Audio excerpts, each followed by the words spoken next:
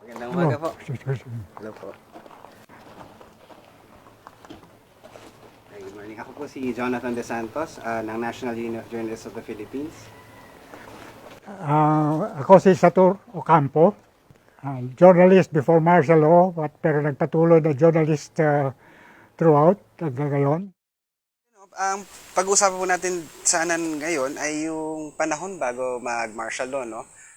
Leading up to the declaration po. Kamusta po ang political climate noon? Kamusta po ang klima ng media nung panahon na yon?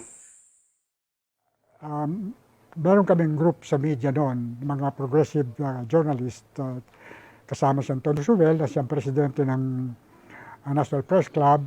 Ako'y member ng board din. At nag-organize kami ng unions, no, sa mga publications.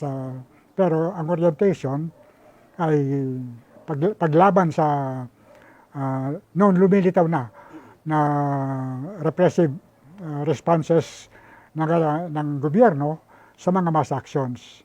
Kaya yung police brutality, yung unang term na ginamit ng mga aktivista sa laban sa Metrocom, na merong special riot squad doon tawagin, nung in-introduce yung ratan at saka yung wicker stick, yung kanilang shield.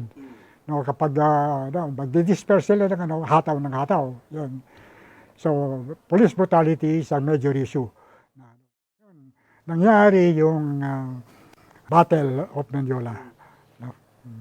At yun ang tinuring na first quarter storm because sa makatapos yun, tuloy-tuloy, halos every day or every week, merong mga section. Tapos lumaganap sa buong bayan, in the provinces, at mga protesta at agsulputan yung progressive organizations, either as branch chapters ng national organizations o kanya-kanyang formation. Ganun yun.